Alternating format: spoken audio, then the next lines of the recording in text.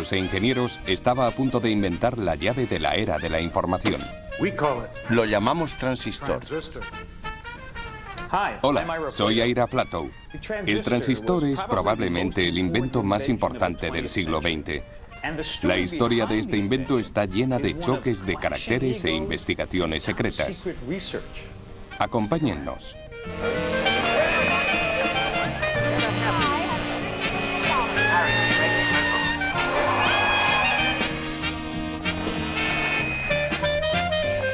El transistor.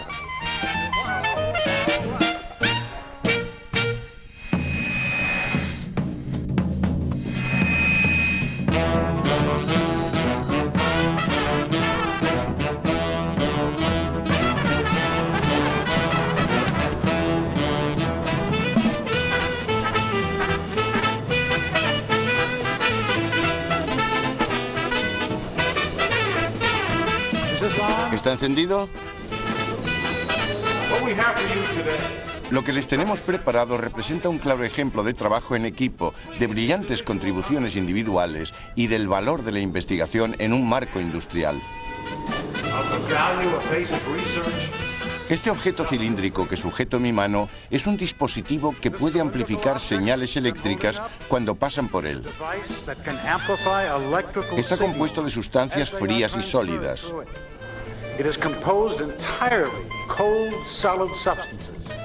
Lo hemos llamado transistor.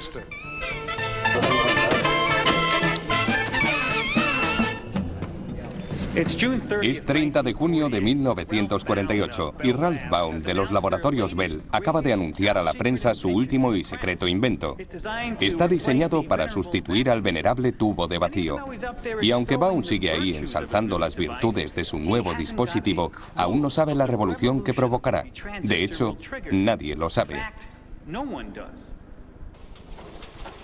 Nadie podía predecir los radicales cambios que un objeto tan pequeño provocaría en el campo de los negocios, la educación y la cultura.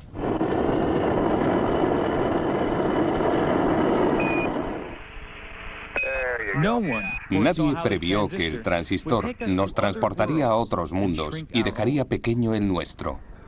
Los laboratorios Bell atribuyen la invención del transistor a Walter Brattain, John Bardeen y William Shockley. Hemos escuchado a Baum decir un claro ejemplo de trabajo en equipo, pero lo que no ha dicho, aunque lo sabía, es que el choque de caracteres y las implacables rivalidades ya habían hecho imposible que volvieran a trabajar juntos. Eran tres hombres de extraordinario talento y personalidades muy diferentes. Walter Brattain, el mayor, era un físico experimental que podía construir y arreglar cualquier cosa. Walter era un personaje maravilloso. Era muy sencillo. Tenía una voz muy estridente, pero utilizaba un lenguaje muy simple.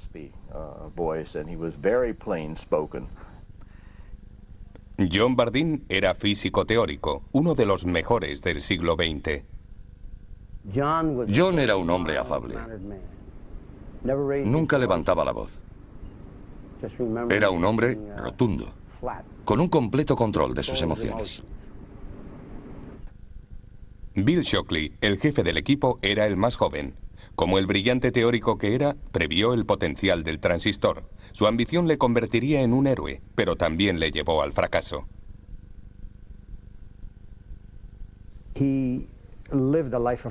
Su vida fue toda una competición. Todo lo que hacía respiraba rivalidad. Le brotaba de cada poro de su piel.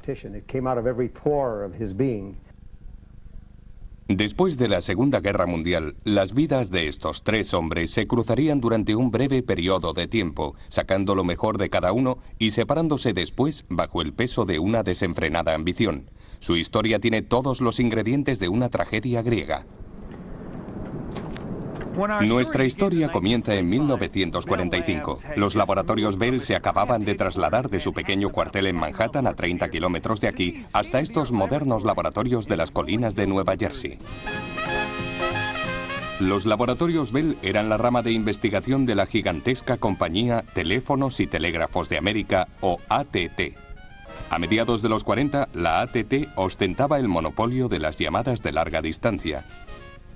reinvirtió sabiamente sus beneficios, contratando a los mejores científicos e ingenieros del país y dotándolos de las mejores instalaciones. Los ejecutivos de la AT&T entendían que la investigación les colocaba en una situación de ventaja con respecto a sus competidores. Como cabía esperar, Laboratorios Bell fueron la incubadora de grandes sueños y a veces de grandes egos. Ya había dado un premio Nobel. Conseguía patentes a razón de 2 por día. Todo comenzó con una fantasmada 36 años antes.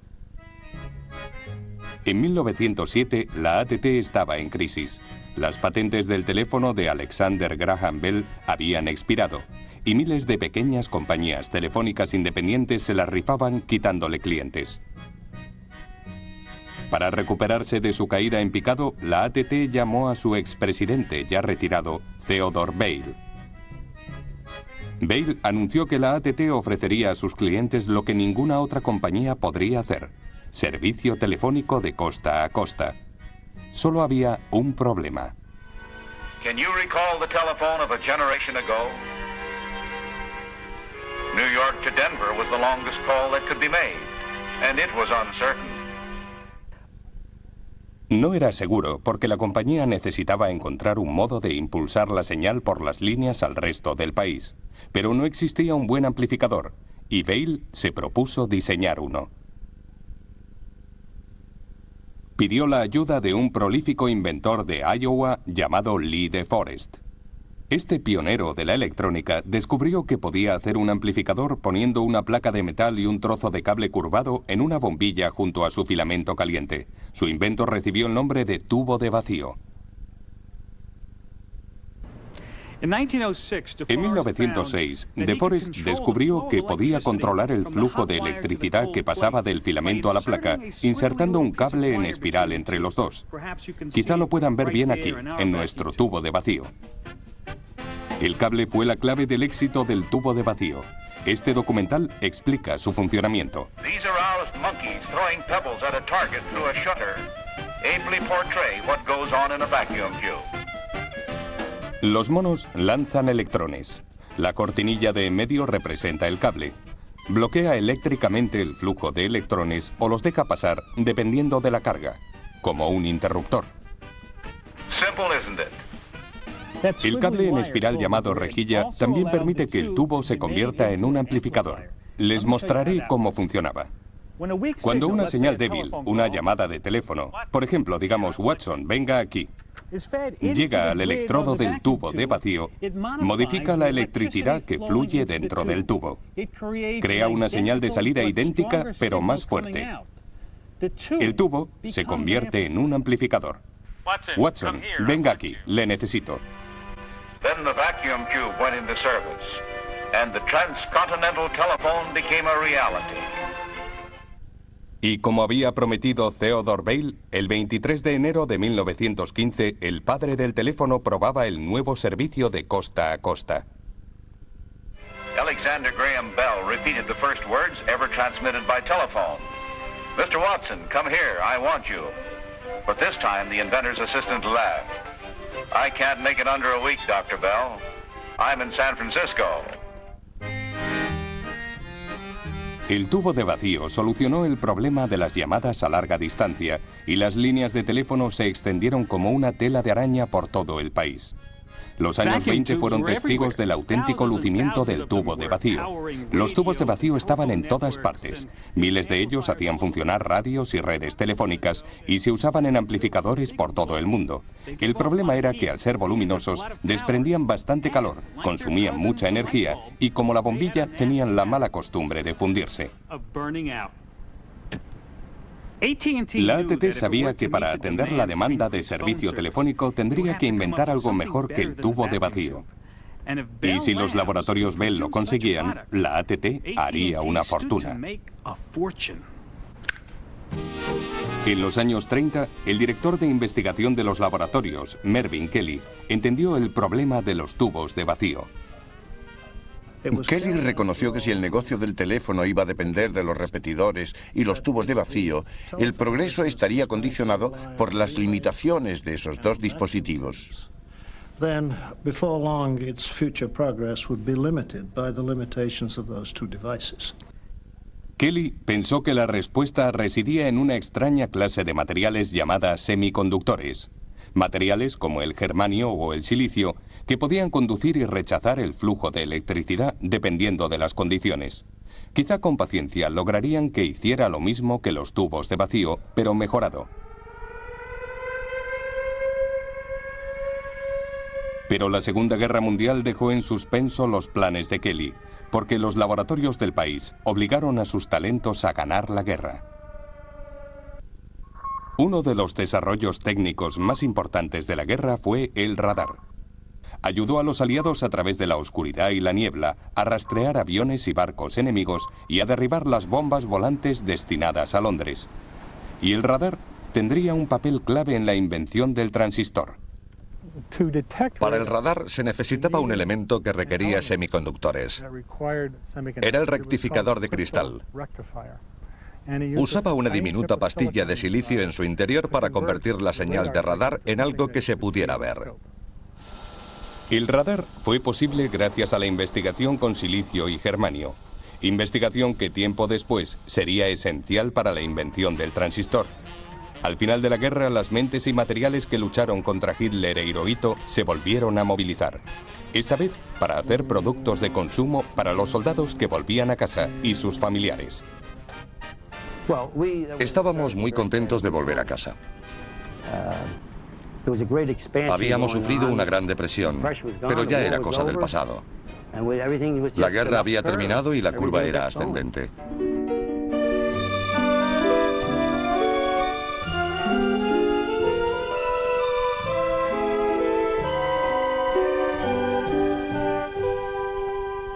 Todos querían una porción de prosperidad.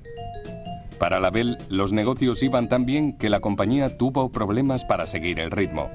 La AT&T recibió una avalancha de demandas de servicio telefónico. Si la tendencia continuaba, bromeó un ejecutivo de la compañía, la mitad de las mujeres de Norteamérica serán telefonistas. Mervyn Kelly se dio cuenta de que las llamadas de larga distancia se podrían hacer automáticamente si encontraban un interruptor electrónico fiable. Primero, necesitó reunir a un grupo de científicos lo bastante inteligentes como para lograrlo y hacerlo rápido. Kelly sabía que otros laboratorios de alta tecnología también estaban experimentando con semiconductores y no quería arriesgarse a perder la patente. Kelly puso a uno de sus mejores físicos, Bill Shockley, al frente del grupo. Shockley había nacido en California. Era el único hijo de un ingeniero de minas. Le gustaba escalar, gastar bromas y los coches deportivos ingleses. Y se tomaba muy en serio la física. Shockley tenía una gran intuición física. Sabía percibir cómo actuaba la física en esos aparatos. Yo tenía un colega que decía que Shockley podía ver electrones por su buena intuición física. Shockley era un brillante teórico, pero pésimo a la hora de hacer experimentos. Sabía que necesitaría a alguien que trabajara bien con las manos, como Bell necesitó a Watson. Encontró a Walter Brattain, un experimentado físico que ya trabajaba en los laboratorios Bell.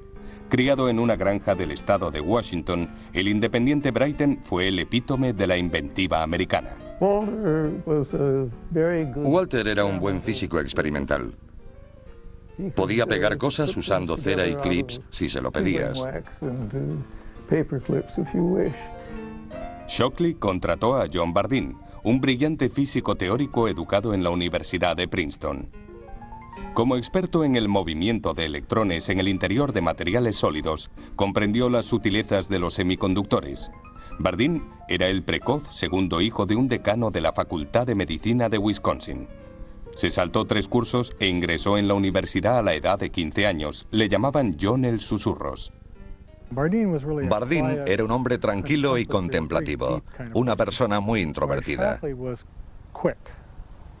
Shockley era rápido. Al principio se complementaron muy bien. Complementaría la pericia de Shockley y lo que es más importante, con John Bardeen en el laboratorio, Shockley tendría tiempo para trabajar por su cuenta. Con los partícipes clave en sus puestos, Shockley completó el equipo con una ecléctica mezcla de físicos, químicos e ingenieros que trabajaban para atacar el problema desde todos los puntos, el clásico equipo que había funcionado tan bien durante la guerra. Fue un claro ejemplo de trabajo en equipo. Yo tenía experiencia como piloto de un bombardero. Este grupo fue lo más parecido a lo que yo viví. Todos estábamos muy integrados, centrados y en el buen camino. Y sobre todo, disfrutaban en compañía. Se celebraban todo tipo de fiestas. No era raro que este grupo de amigos se fuera a comer a un restaurante de Scotch Plains y se tomaran unas cervezas con un buen filete de los que servían allí.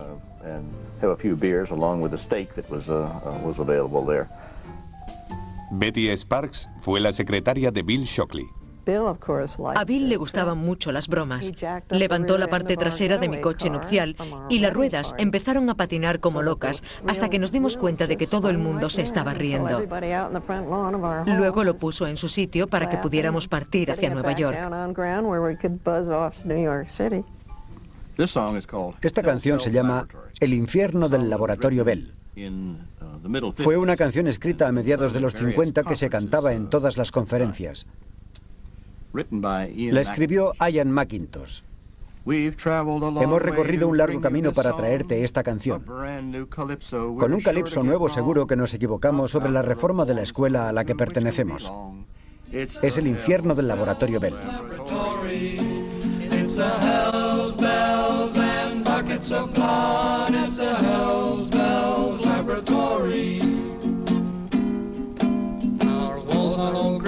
By the periodic chart, Bill Shockley's picture is sewn over our hearts. Bardeen and Bradeen are our sweethearts at the Hells Bells Laboratory. At the Hells Bells and buckets of blood at the Hells Bells Laboratory.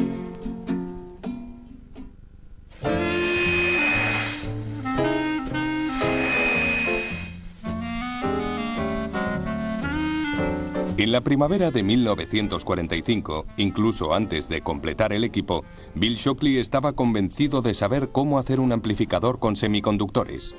Durante más de una década había soñado con ser el primero en inventar uno. Había hecho que sus socios ensamblaran un tosco aparato basado en su diseño y comenzaron a probarlo. Aunque Bill Shockley estaba seguro de que funcionaría, otros muchos pensaban que era imposible. En aquella época era cosa de locos. Era inimaginable porque era algo totalmente diferente. No había nada igual. Nadie lo había conseguido antes. Era una idea extraña con un comportamiento y datos extraños. Su idea era acoplar una batería a un trozo de semiconductor y colocar una placa de metal encima. Normalmente la electricidad no fluiría a través del semiconductor. Pero si se aplicaba una carga eléctrica a la placa, pensaba Shockley, el campo eléctrico resultante debería extraer electrones de los átomos, creando el flujo de electricidad. Lo llamó efecto de campo. Su dispositivo experimental era un pequeño cilindro cubierto por una fina película de silicio. Colocó una pequeña placa de metal encima. La teoría estaba muy bien, pero no funcionó. No lograba aumentar la corriente que fluía en el interior del cilindro. Bill Shockley estaba furioso.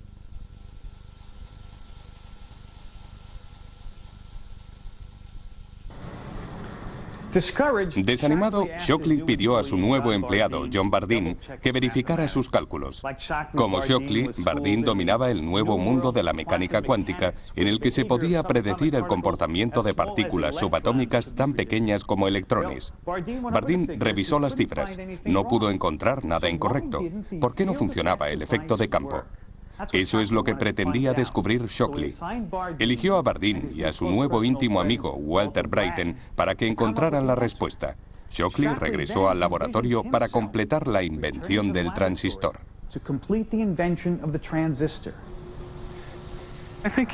Tenían un problema que necesitaba una solución. Cuando lo resolvieran, Shockley podría volver al trabajo que consistía en hacer un amplificador de estado sólido.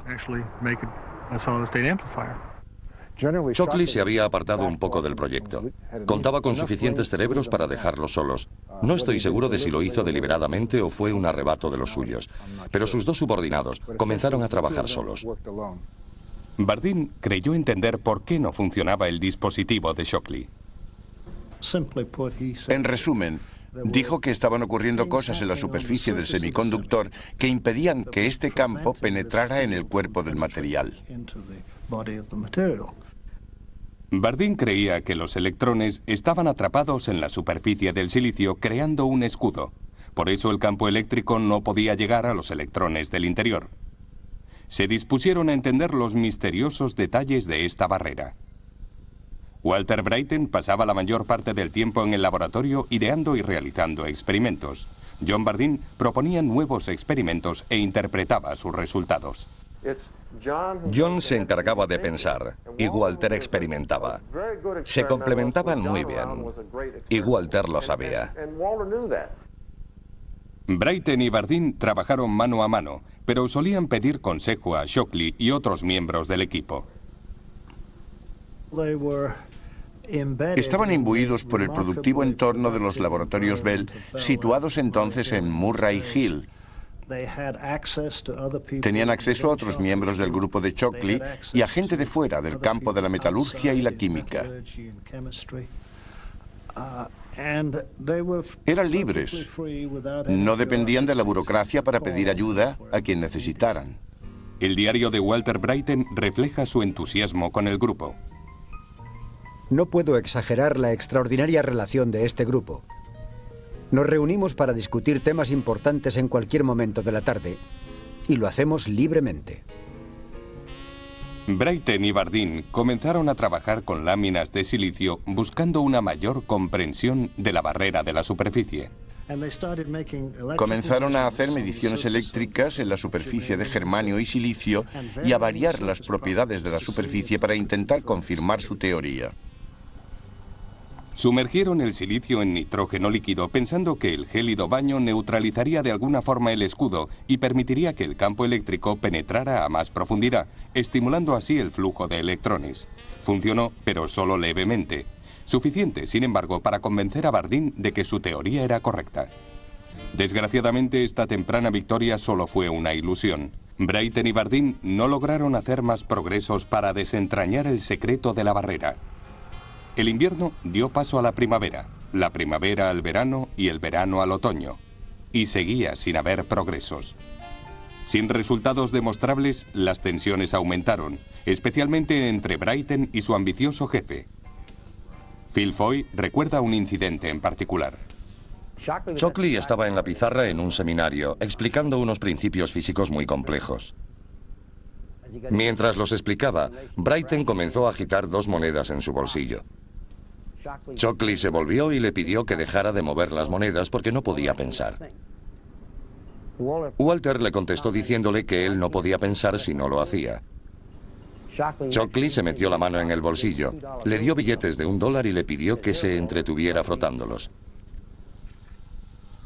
Finalmente, en otoño de 1947, una señal de progreso.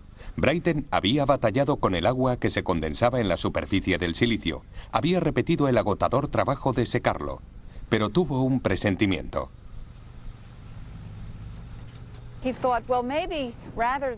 Pensó que sería mejor meter todo el sistema en el agua o en otros electrolitos. Intentó el experimento y descubrió que en esas circunstancias conseguía el efecto deseado. El experimento funcionó para sorpresa de muchos, incluso cuando vertió una gota de agua encima del semiconductor. Aparentemente, las partículas cargadas del agua emigraron al silicio y neutralizaron la barrera. Brattain se dio cuenta de que había descubierto algo importante. He tomado parte en el experimento más importante de mi vida. Entonces comenzó lo que los laboratorios Bell llamarían el mes milagroso. Brattain y Bardeen estaban sobre la pista. Parecía que todos los días hacían nuevos descubrimientos que les acercaban cada vez más a reducir la barrera. El dispositivo funcionó aún mejor cuando sustituyeron el silicio por germanio, pero seguía habiendo un problema que inquietaba especialmente a la compañía de teléfonos. Era lento, no lo bastante sensible como para amplificar el espectro de la voz humana. Quizá el líquido ralentizaba la respuesta. ¿Por qué no deshacerse de él? La historia de la invención está llena de acontecimientos accidentales. Un descubrimiento clave hecho en los laboratorios Bell en diciembre de 1947 fue uno de ellos. En sus esfuerzos por deshacerse del líquido, Walter Brattain, casi por accidente, se topó con el transistor. Brattain tuvo una idea para su nuevo dispositivo. Sustituyó la placa de metal por una mota de oro, separada del germanio por una fina película de óxido, como el que a veces se forma en el germanio. Lo conectó, pero no ocurrió nada. Ningún tipo de amplificación. Como si hubiera empezado de cero. Pero no se rindieron. John Bardeen fue uno de los grandes científicos del siglo. Tenía características únicas para afrontar un problema y no dejarlo hasta que entendiera todas sus peculiaridades y lo resolviera. Continuaron trabajando, intentando diferentes combinaciones de montajes y voltajes. Poco antes de las Navidades de 1947, su perseverancia dio sus frutos. Aquel día, Phil Foy estaba en el laboratorio. Brattain estaba en el otro extremo de la habitación. Estaba sentado en un banco con su pequeño microscopio. Estaba buscando los efectos de la superficie. Y entonces se dio cuenta de que había corriente. Y pronunció esta frase. Aquí tenemos algo. Brattain había eliminado accidentalmente la fina película de óxido. La mota de oro estaba en contacto directo con el semiconductor. En vez de un campo que arrastraba electrones a la superficie, como había previsto Shockley, Bardeen se dio cuenta de que estaban inyectando cargas positivas directamente al germanio.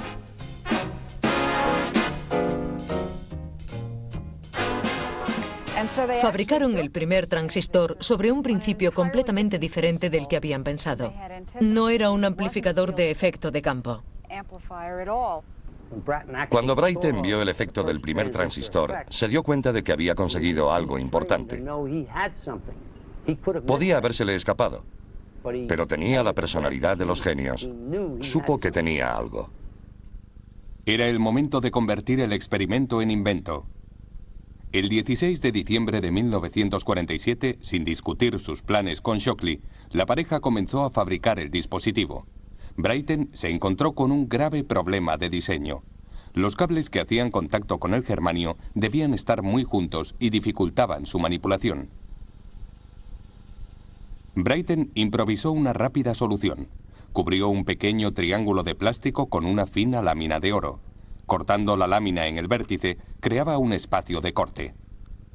Aplicó energía y funcionó. Walter Brattain acababa de construir el primer transistor. Fue maravilloso. A veces dejaba de funcionar, pero siempre podía moverlo y hacerlo funcionar de nuevo. Y aquí lo tienen, el mecanismo que tanto entusiasmó a Brattain y Bardeen. Es una réplica exacta en funcionamiento del transistor original. Esto es un trozo del semiconductor de germanio, el mismo tipo que usaron para su transistor. Se asienta sobre una base de cobre. La corriente se aplica en el pie del bloque a través del cobre. Por este lado entra una señal débil que es amplificada en el semiconductor y sale aumentada por este extremo. Aquel día, Bill Shockley estaba trabajando en su casa. Walter Brattain y John Bardeen decidieron llamarle para darle la buena noticia, pero su respuesta no fue la esperada.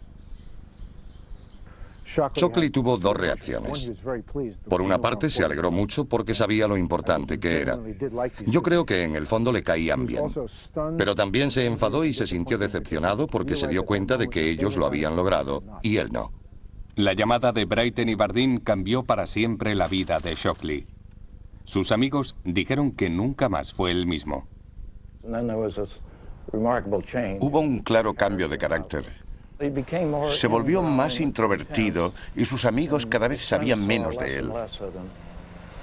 Sus subordinados acababan de inventar el dispositivo con el que Shockley había soñado durante años. Ellos se llevarían todos los honores. Tenía que hacer algo y hacerlo rápido.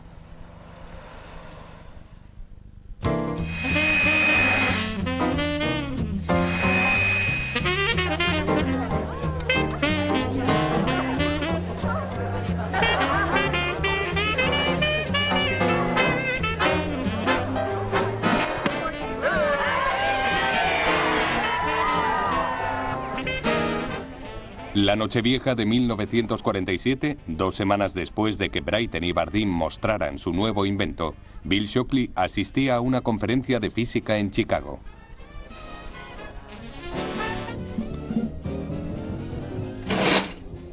Ignorando la fiesta, Shockley se quedó en su habitación, impaciente, plasmando en papel las ideas que le atormentaban. Se dio cuenta de que el dispositivo de Brattain y Bardeen sería frágil y difícil de fabricar. Shockley se aprovecharía de este punto débil e inventaría un transistor mejorado.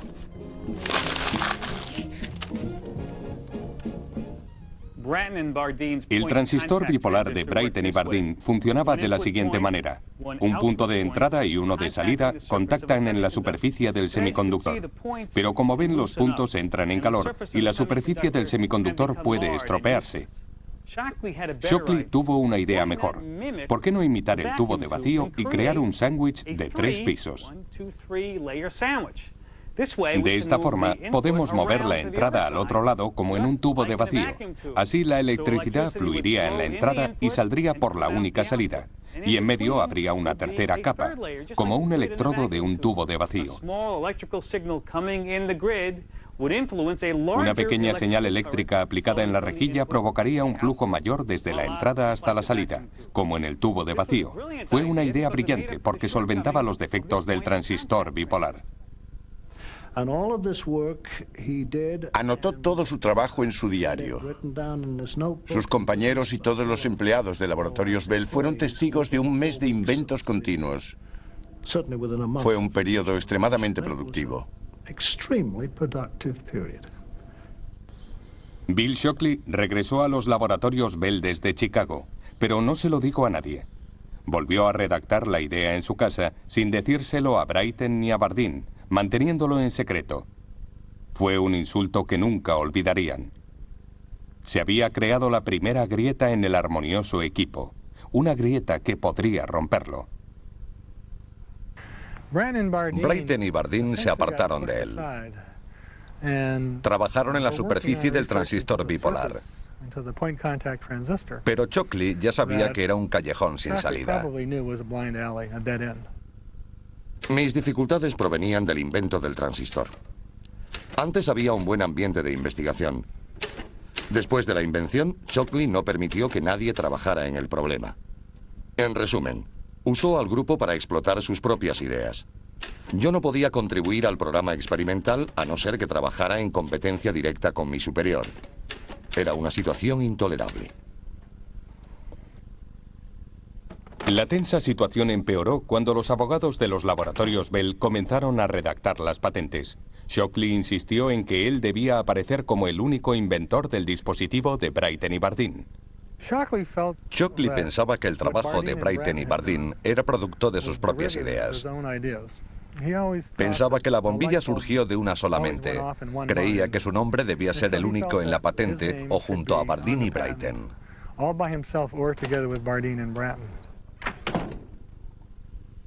Pero los abogados de los Laboratorios Bell decidieron jugar limpio.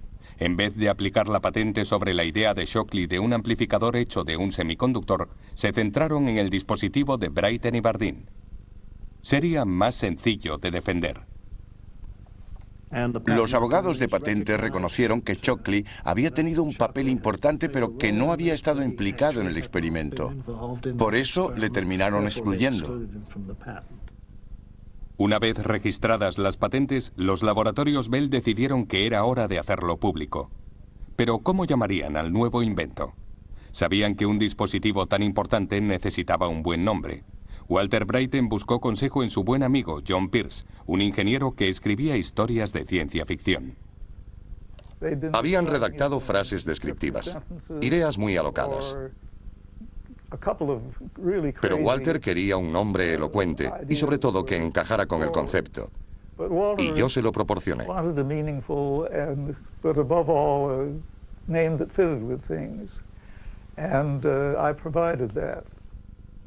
Pierce se dio cuenta de que el invento funcionaba variando la resistencia cuando pasaba la corriente. Transresistencia. El nombre debía encajar con otros dispositivos como el termistor o el varistor. A partir de eso y de la idea de resistencia, sugerí el nombre de transistor.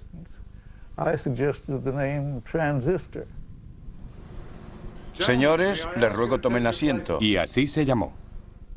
Las fotos publicitarias, recreando su histórico experimento, se hicieron en el viejo laboratorio de Walter Brattain.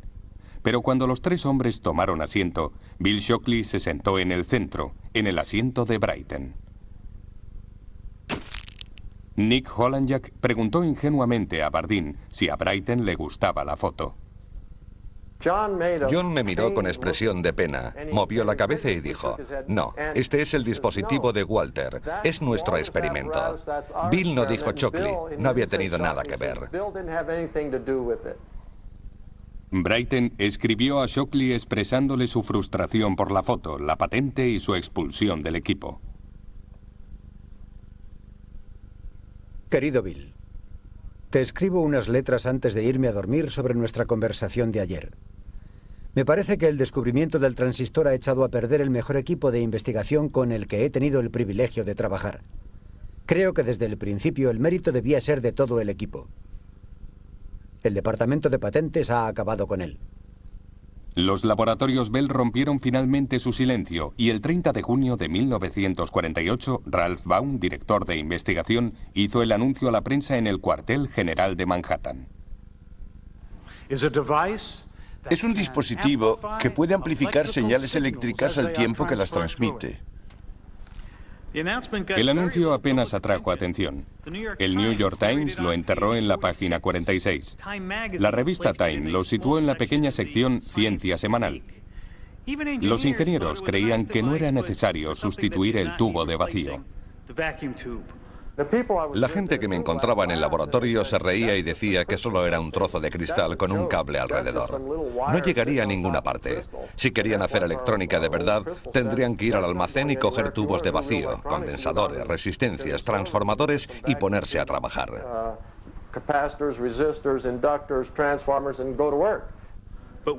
Pero un hombre advirtió su potencial.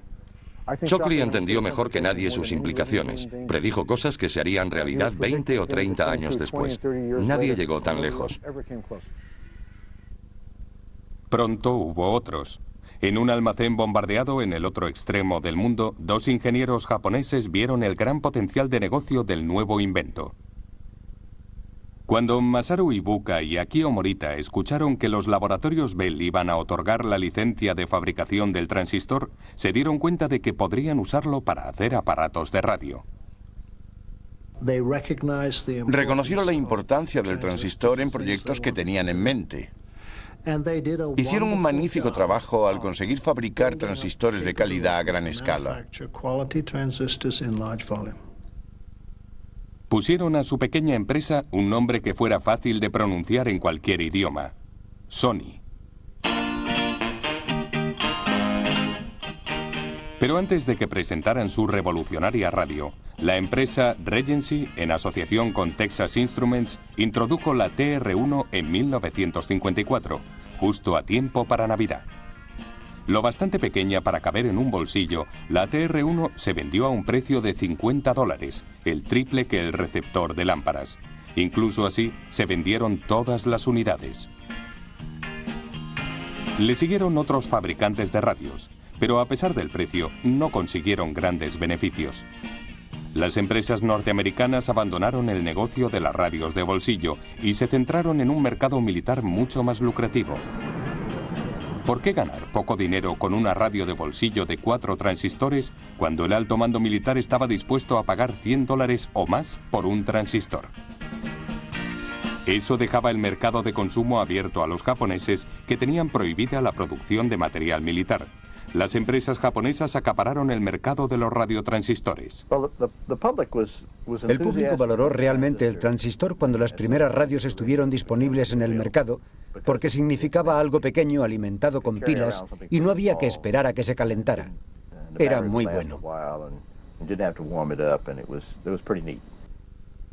A Walter Bryton no se le escapó la importancia de las radios pequeñas y portátiles. Cuando apareció el primer aparato, 3 veces más grande que un paquete de cigarrillos, se dio cuenta de que habían hecho algo importante, porque en ese momento, un pastor en medio del desierto podía estar escuchando la radio. Irónicamente, los transistores usados en las radios y en otros aparatos eran versiones mejoradas del diseño de Shockley, patentado con su nombre en 1951. El transistor de Bryton y Bardeen fue usado durante un tiempo en la red telefónica de Bell, pero en pocos sitios más. Aunque Shockley había perdido la batalla, había ganado la guerra. Su nombre, y no el de Bryton ni el de Bardeen, quedaría unido para siempre al transistor. Recuerdo mi primera radio. Solía llevarla al colegio para escuchar los resultados de la liga. Nos poníamos un auricular por debajo de la manga y lo sujetábamos con la mano en el oído para escucharlo. Cuando marcaban, se oía una exclamación por toda la clase. Pensábamos que estábamos burlando a los profesores hasta que nos preguntaban el resultado. Transistorizado y estado sólido se convirtieron en palabras de moda, términos de marketing. No sabíamos lo que hacía un transistor, pero sabíamos que estado sólido significaba alta tecnología. Cualquier aparato transistorizado no solo era más pequeño, sino que tenía que ser mejor.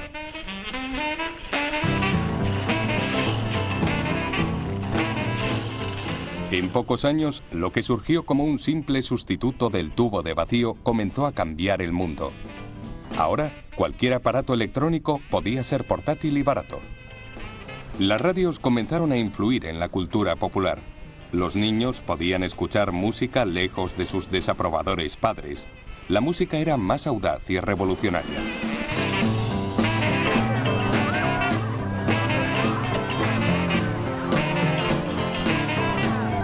Y la radio transformó algo más que la música. Se convirtió en un arma política. El transistor abrió las puertas de la información. Hizo posible que mucha gente que no había podido asistir a los dramas mundiales pudiera escucharlos desde primera fila.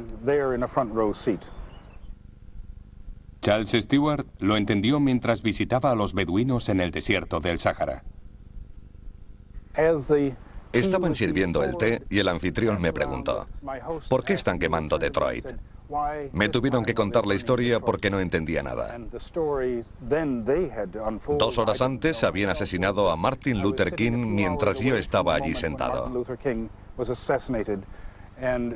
Habían escuchado esa información en sus transistores procedente de El Cairo, Moscú o Londres. La radio se convirtió en la primera herramienta de la era de la información. Pero ahora el antiguo equipo de Shockley, Bryton y Bardeen se había desintegrado. Shockley los echó de los laboratorios Bell. La verdad es que echó a Bardeen. Fue varias veces a hablar con sus jefes para decirles que no podía trabajar con ese hombre. John Bardeen fue el primero en abandonar. En 1951 llamó a su viejo amigo Fred Seitz, un físico de la Universidad de Illinois. Fui al decano y les recomendé a uno de los mejores físicos del mundo. Rebañando partidas del presupuesto, logró hacerle una oferta razonable. Yo pensé que debía haberle ofrecido más dinero, pero cuando le dije la cifra, me dijo que era suficiente para él. En 1955, la reputación de Shockley pudo más que él. Estaba claro que no volvería a ascender en los laboratorios Bell. Decidió abandonar la costa este y mudarse al oeste.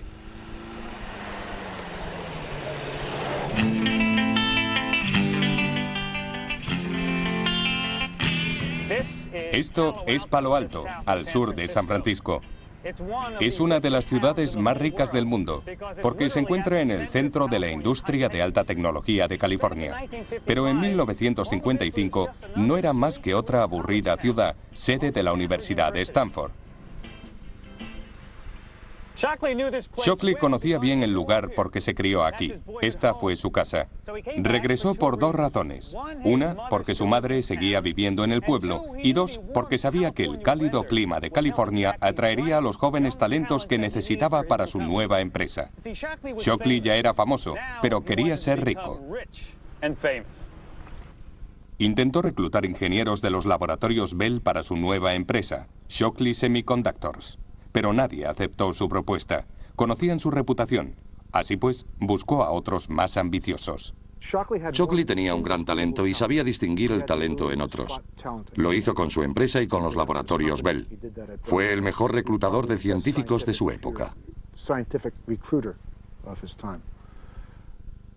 Bob Noyce y Gordon Moore fueron las primeras personas que reclutó. Años después fundarían Intel, pero empezaron a trabajar para Bill Shockley. Cuando Bill me contrató no sabía de qué tipo de industria se trataba. No creo que nadie supiera el cambio que significaría para el mundo. Solo nos interesaba saber si lograríamos hacer un transistor que se pudiera vender. Shockley Semiconductor llevaba abierta menos de un año cuando Shockley recibió una llamada a primera hora de la mañana. Llamaban de Estocolmo. Le habían concedido el premio Nobel compartido con John Bardeen y Walter Brattain por la invención del transistor. Después de la sorpresa inicial, se dio cuenta de que era verdad y se puso a celebrarlo. Recuerdo el día que consiguió el premio Nobel. Nunca antes había empezado a beber champaña a las 9 de la mañana. El trío asistió a la ceremonia con sus mujeres y familias. Shockley fue con su madre. La Academia Sueca describió su trabajo, cita textual, como un supremo esfuerzo de visión, inventiva y perseverancia, ejercido individualmente y como equipo.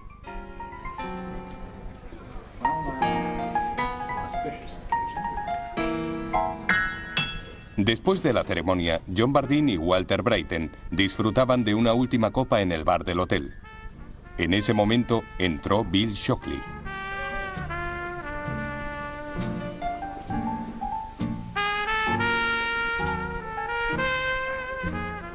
Ellos habían cambiado el mundo y se habían distanciado.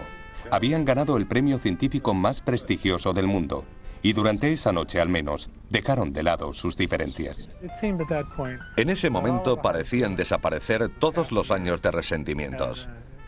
Eran héroes en el Valhalla. Eran dioses. Y muchos de sus rencores empezaron a desvanecerse.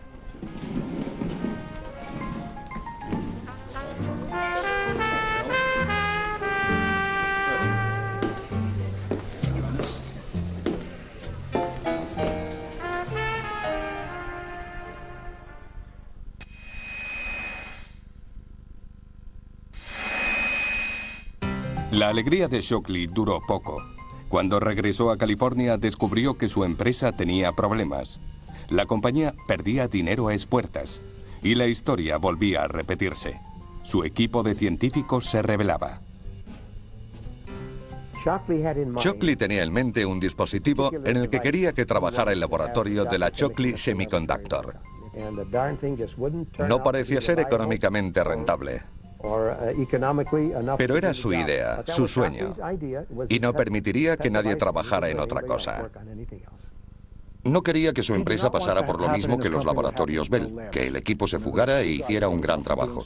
Quería asegurarse de que si se descubría algo importante, fuera él quien lo hiciera. Tras año y medio de trabajo, 8 de los mejores trabajadores de Shockley le abandonaron, siendo conocidos en Silicon Valley como los 8 traidores. Formaron su propia empresa de transistores, la Fairchild Semiconductor. Cuando comenzamos en la Fairchild, nadie sabía a dónde nos dirigíamos, pero queríamos hacer un transistor de silicio. Fairchild y Texas Instruments encontraron el modo de conectar transistores sin cables o soldaduras y lograron acoplar 4 o más en una única pieza de silicio. Lo llamaron circuito integrado. Fairchild fabricó el primer circuito integrado vendido comercialmente en 1961. Fue un gran cambio para la industria. Todos los que usamos ordenadores hoy en día somos los lejanos beneficiarios de la original idea de hacer un complejo circuito en un bloque de silicio.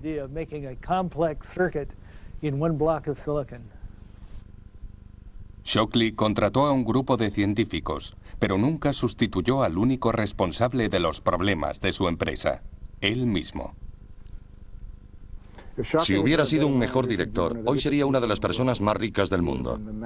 Podría haberse codeado con Bill Gates. Él es el padre de Silicon Valley. Sabía mejor que nadie la importancia de los transistores. Sabía que estaba revolucionando el mundo y que si su empresa controlaba la dirección que debía tomar el transistor, se haría muy rico.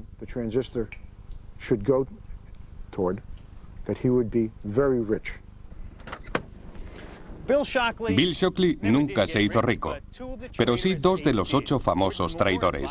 Gordon Moore y Bob Noyce abandonaron la Fairchild Semiconductor para formar una pequeña empresa llamada Intel, que hoy vale miles de millones de euros.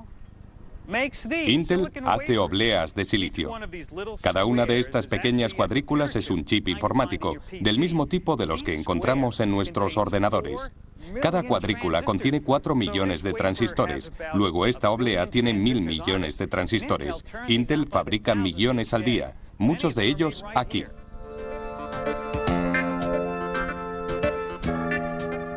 Como su antepasado el transistor, el chip informático ha invadido todos los rincones del mundo, tanto que se ha convertido en un icono pop.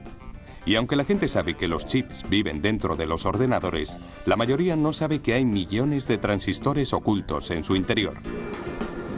Hay miles de millones de transistores producidos a diario por Intel, Motorola, IBM y otras compañías. Cada año se hacen en California más transistores que gotas de lluvia caen. Irónicamente, ni Brighton, ni Bardeen, ni Shockley se hicieron ricos con el transistor. La política de los laboratorios Bell exigió que cedieran los derechos de patente por $1. Y la AT&T tampoco se enriqueció. Cedió los derechos de patente en un intento de eludir las leyes federales antimonopolio.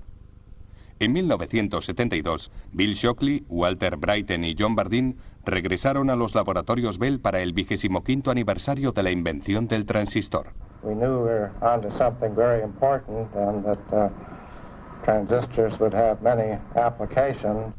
Well, when I was a young man, one considered the only way to save the world was to make everybody literate so they knew how to read and write. But now that the natives in all lands can have a cheap battery-operated transistor radio that they can turn on at night in their camp and listen to any broadcast in their own language, whether they know how to read or write or not. We were looking for transistors at the same time that we were paying attention to those things that prevented the first field effect form from working. Los laboratorios Bell les pidieron que recrearan la famosa fotografía. Olvidando el pasado, el trío accedió. Walter Brighton abandonó los laboratorios Bell en 1967. Su única queja es que su invención estimuló el rock and roll. Regresó a su hogar del estado de Washington y enseñó física en la universidad. Murió en 1987. John Bardeen ganó un segundo premio Nobel en 1972 por su trabajo sobre la superconductividad. Fue la primera persona en ganar 2 premios Nobel de física. Murió en 1991. Bill Shockley fue profesor de la Universidad de Stanford. Volvió a acaparar titulares en los años 70 y 80 por sus controvertidas teorías sobre el coeficiente intelectual. Murió en 1989. Nuestra historia termina aquí, en Silicon Valley, a 4.500 kilómetros y décadas de donde empezamos. Aquí florecieron albaricoques mucho antes que transistores, y hoy es el lugar de los grandes sueños y grandes egos. Y quién sabe, quizá dentro de uno de estos lujosos edificios, algún joven científico o ingeniero esté perfeccionando el siguiente dispositivo que dejará obsoleto al transistor y que revolucionará el mundo de una forma inimaginable.